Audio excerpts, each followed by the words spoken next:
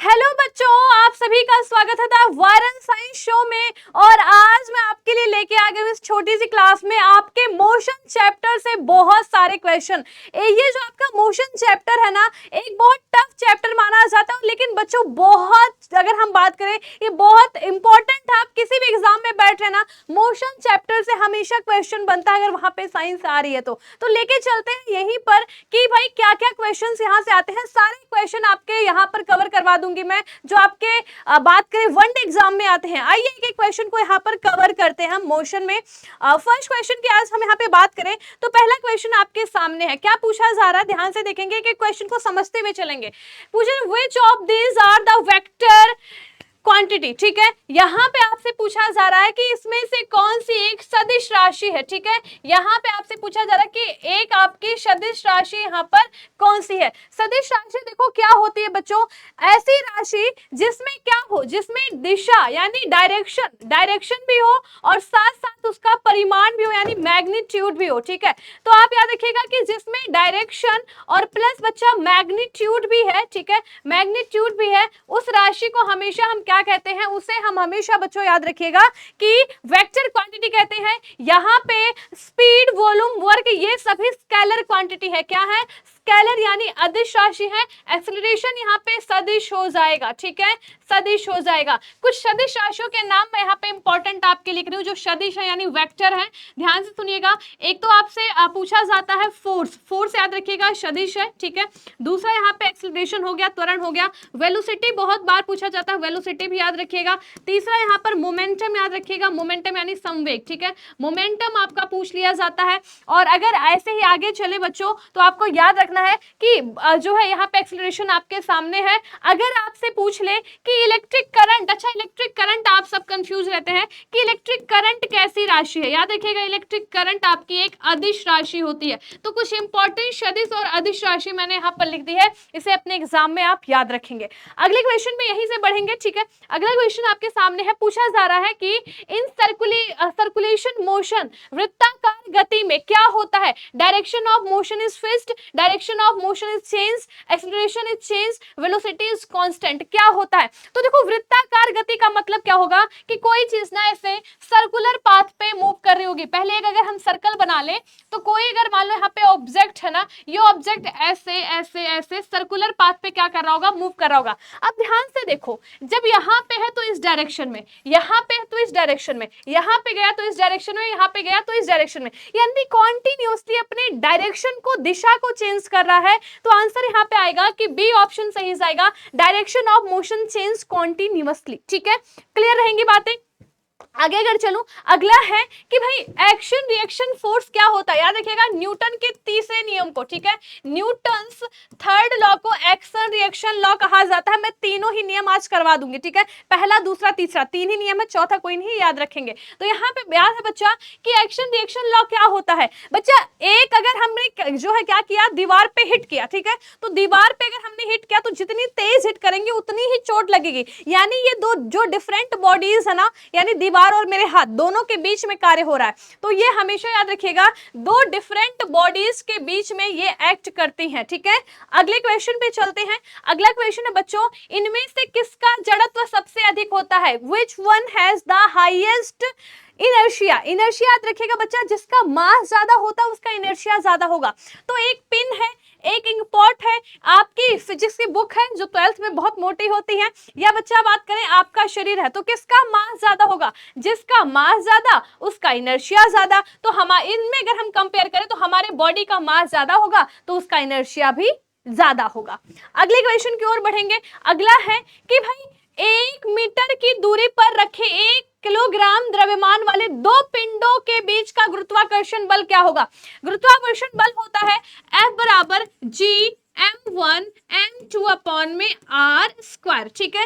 तो यहाँ पे याद रखिएगा कि F बराबर हो जाएगा, देखो मास कितना है 1 kg, तो m1 m2 दोनों का मास कितना है, m1 ऐसे लिखेंगे m1 m2 बराबर m2 बराबर 1 kg। तो इनकी जगह पर हम क्या पुट कर देंगे, G1, ठीक है, और नीचे R, R यानी दूरी, दूरी कितनी है 1 मीटर, तो 1 का स्क्वायर कर देंगे। तो यहाँ पे यानी F बराबर क्या आ जाएगा मैम, F बराबर बच्चों यहाँ पर आप लिख सकते हैं F बराबर G, ठीक है। G की वैल्यू कई बार बताई है मैंने, G की वैल्यू होती है 6.67 इंटू 10⁻19, ठीक है, न्यूटन मीटर स्क्वायर अपॉन में आपका kg स्क्वायर। तो अगर हम यहाँ पे F बराबर G कर देंगे तो F बराबर 6.67 इंटू 10⁻19 न्यूटन आ जाएगा। This is the exact value, ठीक है। तो आंसर यहाँ पे कौन सा ऑप्शन मैच करेगा, 6.67 इंटू 10⁻11, यानी यहाँ पे जो है आपका क्या सही है, option D is right here. अगले क्वेश्चन पे चलते हैं। अगला आपके सामने है कि पृथ्वी अपनी सतह पर रखे 1 किलोग्राम द्रव्यमान को, कितने किलोग्राम का, 1 किलोग्राम द्रव्यमान के पिंड को किस बल के द्वारा आकर्षित करती है, 1 न्यूटन, 6.67, 9.8 न्यूटन, या बच्चा 1 अपॉन में 1.9.8। तो देखो यहाँ पे आपको कैसे याद रखना है कि यहाँ पे पूछा जा रहा है कि अपनी सतह पर रखे 1 किलोग्राम द्रव्यमान की वस्तु को किस बल से आकर्षित करती है। देखो जितना इसका वेट होगा ना उतने से ही आकर्षित करेगी। मुझे ये पृथ्वी, ये जो है अर्थ मुझे कितने फोर्स से अट्रैक्ट कर रही है, जितना मेरा वेट होगा। वेट निकालने के लिए m इंटू क्या करते हैं, g कर देते हैं, ठीक है, m इंटू g कर देते हैं। मास कितना है, मास यहाँ पे बता रखा है 1 kg है ना, शायद कितना दिखा रखा है, पृथ्वी 1 किलोग्राम, हाँ 1 kg है, ठीक है। तो 1 kg है तो याद रखिएगा W 1, m की जगह 1 लिख देंगे, मास बराबर 1, g की वैल्यू बहुत बार बताया 9.8 मीटर पर सेकेंड स्क्वायर है, ठीक है। तो इंटू 9.8 कर देंगे तो आंसर यहाँ पे क्या आ जाएगा आपका 9.8 न्यूटन। वेट को हमेशा न्यूटन में मेजर करते हैं, तो 9.8 न्यूटन, यानी option C is right here, option C is right here. एक एक क्वेश्चन बच्चा हमेशा आपको एक एक मैं कॉन्सेप्ट भी क्लियर करा रही हूँ, ठीक है। आइए अगला क्वेश्चन आपके सामने है कि न्यूटन का गुरुत्वाकर्षण बल का नियम मान्य है, कहां पे मान्य है। बच्चा याद रखना कि जो गुरुत्वाकर्षण बल है ना, ये एक वीकेस्ट फोर्स है, यानी एक कमजोर बल है, लेकिन दुनिया में हर जगह लग जाता है, एवरीवेयर, ठीक है, हर जगह। डी ऑप्शन, पूरे यूनिवर्स में काम करता, नॉट ओनली अर्थ, बस धरती पर नहीं, पूरे यूनिवर्स में काम कर रहा है, इस बात को ध्यान देंगे आप। अगला क्वेश्चन आपके सामने है कि चंद्रमा की सतह के पास गुरुत्वाकर्षण का कारण त्वरण कितना होता है, ठीक है। यानी यहाँ पे पूछा जा रहा है एक्सेलरेशन जो है सरफेस पे, acceleration to the gravity surface पे कितना रहता है, मून सरफेस पे। तो चांद पे आप सब जानते हैं कि चांद पे जाने पर क्या हो जाता है, अपनी जो अपनी पृथ्वी पर ग्रेविटी है उसका 1/6 हो जाता है। तो अप्रोक्सीमेटली यहाँ पे क्या हो जाएगा 1/6 ऑफ द नियर सरफेस, ठीक है, नियर अर्थ सरफेस। तो कितना हो जाएगा 1/6 हो जाएगा, ठीक है, 1/6। तो ऑप्शन सी यहाँ पे आपका सही जाएगा। अगले क्वेश्चन की ओर बढ़ेंगे। अगला क्वेश्चन है कि बच्चा यांत्रिक तरंग यात्रा करती है, याद रखिएगा यांत्रिक यानी मैकेनिकल, ठीक है। मैकेनिकल जो वेव होती है कभी भी वैक्यूम में ट्रेवल नहीं करती है, ठीक है। तो यहाँ पे क्या है कि in vacuum as well as medium, no in vacuum but not in medium, in a medium but not in vacuum. याद रखिएगा मैकेनिकल वेव कौन सी होती है, मैकेनिकल वेव जो है आपकी जो साउंड वेव है वो एक क्या है, वो एक जो है मैकेनिकल लॉन्गिट्यूडनल वेव है। तो साउंड कभी भी वैक्यूम में यात्रा करती है नहीं। तो ऐसे याद रखना कि मैम ने याद कराया था कि साउंड यानी ध्वनि क्या है, ध्वनि एक जो है मैकेनिकल वेव है, और जब ध्वनि कभी वैक्यूम में यात्रा नहीं करती है तो मैकेनिकल वेव भी यात्रा नहीं करेंगे, ठीक है। जो नॉन मैकेनिकल होती है पता वो कौन सी होती है, ईएम वेव, इलेक्ट्रोमैग्नेटिक वेव, ठीक है। चलिए जैसे रेडियो, माइक्रो, ये वाली। अगला क्वेश्चन आपके सामने रखेंगे कि बच्चा एक पिंड का द्रव्यमान पृथ्वी पर 12 किलोग्राम मापा जाता है, यदि इसे चंद्रमा पर ले जाएं तो कितना हो जाएगा। बहुत बच्चे इसका 12/6 करेंगे, गलत है। देखो यहाँ पर याद रखिएगा वेट चेंज होता है बच्चा, किसी प्लैनेट टू प्लैनेट पे घूमने के लिए वेट चेंज होता है, वेट बराबर होता है m × g, ठीक है। यहाँ पर मास की बात की गई है, मास कभी चेंज नहीं होता, नेवर बच्चा, याद रखेंगे। इसीलिए क्वेश्चन में लेके आई हूं, जितना यहाँ है इतना पृथ्वी पर, इतना मंगल पे, इतना सूर्य पे, कहीं पे भी चले जाओ जितना मास है उतना ही रहेगा। याद रखिएगा प्लैनेट टू प्लैनेट चेंज भार होता है, मास नहीं, द्रव्यमान चेंज नहीं होता है। तो 12 kg ऑप्शन ए यहाँ पर आपका सही जाएगा, 12 kg ऑप्शन ए यहाँ पर सही जाएगा। अगले क्वेश्चन एक एक कॉन्सेप्ट क्लियर करवा रही हूं। अगला क्वेश्चन है कि एक कण नियत चाल से गति करता है तो क्या है, समय बीतने के साथ इसकी स्थिति में चेंज होगा या समान समय में समान अंतराल तय करेगा। तो देखो अगर एक समान जो है गति में चल रहा है ना तो क्या हो जाएगा, समान समय अंतराल में समान दूरी तय करता है। ऑप्शन बी यहाँ पे सही जाएगा, क्या सही जाएगा, option B is right here. अगला क्वेश्चन है कि बच्चों वॉशिंग मशीन इंपॉर्टेंट है, कई बार पूछा गया है ना, एमटीएस वगैरह में, सीएचएसएल में बहुत बार पूछा जाता है। वॉशिंग मशीन निम्नलिखित में से किस सिद्धांत पर कार्य करता है? किस पे कार्य करता है मैम? बच्चा याद रखेंगे सेंट्रीफ्यूगल फोर्स, ठीक है, सेंट्रीफ्यूगल फोर्स के उस पे ये बेसिस पे ये काम करता है। आगे चलेंगे, अगला है आपके सामने क्या पूछा जा रहा है कि 50 न्यूटन का एक बल एक वस्तु को गतिमान करता है, ठीक है, कब करेगा? जब फ्रिक्शन फोर्स 50 से कम होगा, ठीक है, 50 न्यूटन से कम होगा, फ्रिक्शन फोर्स 50 से ज्यादा होगा। ये दोनों तो ऑप्शन ही नहीं हो सकता। बताओ, जैसे ये मेरे हाथ पे फोर्स है, ठीक है, मैं इस पे 50 न्यूटन का फोर्स लगा के इसे हटा रही हूं, तो मैं 50 न्यूटन का फोर्स लगाऊंगी, कब 50 न्यूटन का फोर्स इसके ऊपर काम करेगा? कि जो इसका फ्रिक्शन फोर्स है ना, वो एटलीस्ट जो मैं फोर्स लगा रही हूं उससे कम हो। ये कोई चीज कब हटेगी? कि भाई इसका जो फ्रिक्शन फोर्स है वो मेरे फोर्स लगाए जाने से कम हो, तभी तो ये हटेगी। तो याद रखिएगा कि 50 न्यूटन से कम होनी चाहिए, ऑप्शन ए यहाँ पे सही जाएगा। अगला क्वेश्चन है बच्चों, एक्शन एंड रिएक्शन फोर्स। अरे भाई अभी अभी बताया, act on different body, question repeat है। अगला क्वेश्चन, अगला है कि साइकिल चलाते समय जब हम पेंडलिंग करना बंद कर देते हैं तो साइकिल धीमी होने लगती है, क्यों? क्योंकि भाई हर जगह फ्रिक्शन फोर्स काम कर रहा है ना, पहिए के और जो है जमीन के बीच में फ्रिक्शन फोर्स है, हमने पेंडलिंग करना बंद कर दिया, फ्रिक्शन फोर्स और होता जाएगा और होता जाएगा, तो ऑप्शन डी, ठीक है, friction force act on it. अगला क्वेश्चन है कि भाई पूछा जा रहा है कि नियम जो बल की योग्यता को परिभाषित करता है। देखो पहला मैंने आपको क्या बताया, लास्ट आप ध्यान से सुनिएगा, 3 नियम है न्यूटन के, तीसरा मैंने अभी बता दिया है एक्शन रिएक्शन लॉ, दूसरा यहां बता रही हूं, दूसरा न्यूटन का दूसरा जो नियम है, याद रखिएगा ये बल का फॉर्मूला देता है, ठीक है, फॉर्मूला। मैम कौन सा फॉर्मूला है? फोर्स बराबर mass into acceleration, this is formula of force, याद रखिएगा न्यूटन के दूसरे नियम से आता है, सेकंड।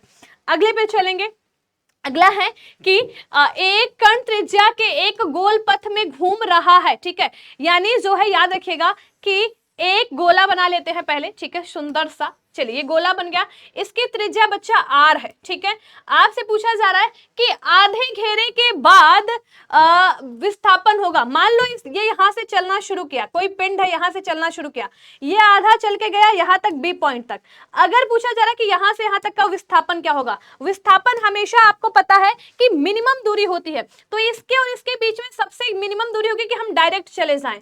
आर यहां है, आर इधर से हो जाएगा, यानी अगर हम विस्थापन की बात करें आर प्लस आर क्या हो जाएगा बच्चा?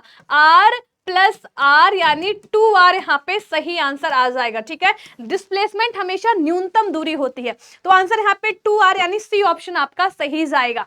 अगले क्वेश्चन की ओर बढ़ेंगे। अगला क्वेश्चन है कि एक निश्चित दिशा में दो बिंदुओं के बीच लंबवत न्यूनतम दूरी, जब भी याद रखना न्यूनतम दूरी की बात करें, सबसे शॉर्ट दूरी, अभी अभी बताया डिस्प्लेसमेंट, विस्थापन, ठीक है, विस्थापन हमेशा दो ऑब्जेक्ट के बीच में बिल्कुल मिनिमम जो डिस्टेंस होती है वही होती है विस्थापन, ठीक है।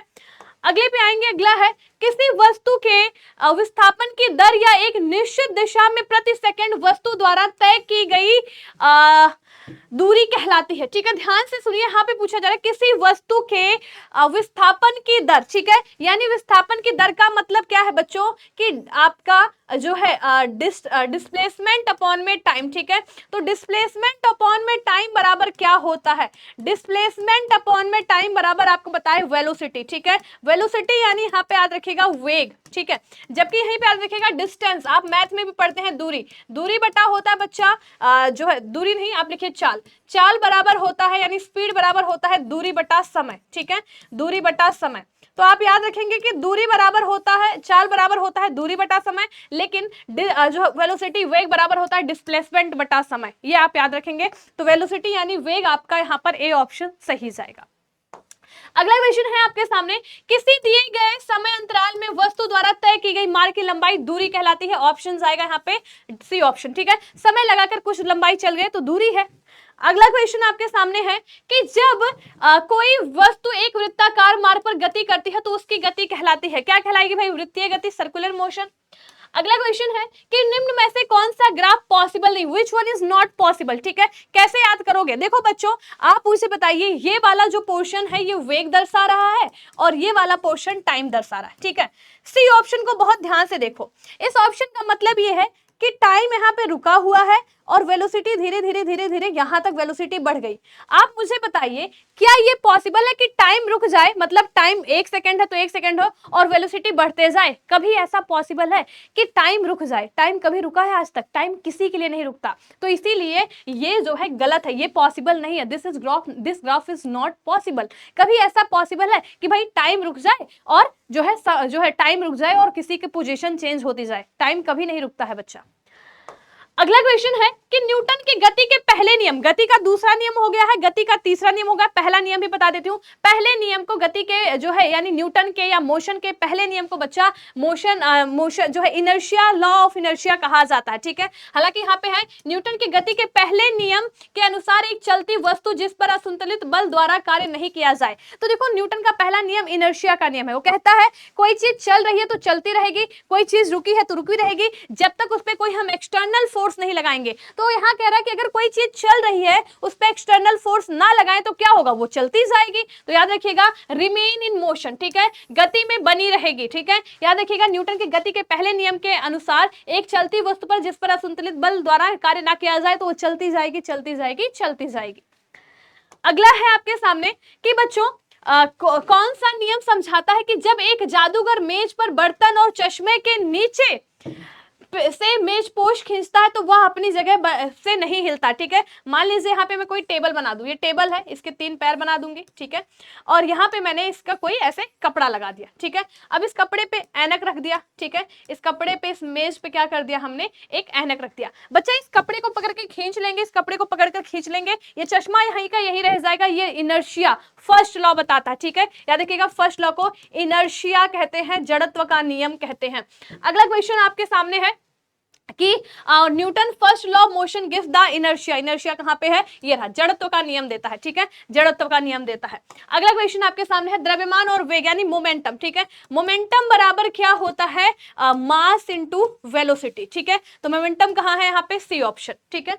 मोमेंटम को याद रखिएगा बच्चा पी से डिनोट करते हैं, पी बराबर एम इनटू वी। अगला क्वेश्चन है कि किसी पिंड के संवेग में परिवर्तन की दर को क्या कहलाता है। याद रखिएगा कि बच्चा डेल्टा पी अपॉन में टी, ठीक है। पी यानी मोमेंटम, पी यानी संवेग यानी मोमेंटम, ठीक है। तो मोमेंटम में जो परिवर्तन होता है ना, आप सब जानते हैं न्यूटन का जब दूसरा नियम पूरा पढ़ोगे तो F is directly proportional to delta P upon में टी यानी अप्लाइड फोर्स, ठीक है, अप्लाइड फोर्स। अगला क्वेश्चन है कि त्वरण एक द्रव्यमान पर कार्य करने वाले बल के कारण होता है, क्या होता है। तो याद रखिएगा ये दूसरा नियम बताता है, एफ बराबर एम इनटू ए, ठीक है। तो कहीं भी त्वरण की बात की जाए, मास की बात, फोर्स की बात, तो वो दूसरे नियम से रिलेट करेगा। अगला क्वेश्चन है आपके सामने, वेग में परिवर्तन की दर को क्या कहते हैं, एक्सेलरेशन कहते हैं, त्वरण कहते हैं। याद रखिएगा एक सदिश राशि है, ठीक है, इसकी यूनिट भी कई बार पूछ लेता है। इसका मात्रक क्या है मैम, इसका मात्रक आप याद रखेंगे मीटर पर सेकंड स्क्वायर है, ठीक है, मीटर पर सेकंड स्क्वायर है। अगला क्वेश्चन, संवेग को किसके गुणनफल के रूप में व्यक्त किया जाता है, मास इंटू वेलोसिटी, याद रखेंगे। चलिए अगला क्वेश्चन है द्वितीय समीकरण और जो है डैश के संबंध दर्शाता है, ठीक है। जो है न्यूटन के 3 नियम है, ठीक है, 3 इक्वेशन है। 3 इक्वेशन आपके लिए होमवर्क है, कमेंट बॉक्स में आप इस इक्वेशन को याद करके लिखेंगे। ये क्लास हेल्पफुल है तो मुझे बताएंगे, ठीक है। आगे मैं और भी क्वेश्चंस आपके लिए लेके आती रहूंगी। तो आज की क्लास यहीं तक रखते हैं, आगे हम आपसे मिलते रहेंगे। और इस इक्वेशन आपसे सॉल्व हो जाए तो बताना, नहीं मैं अगली वीडियो इक्वेशन के ऊपर बना दूंगी। Thank you so much, well done.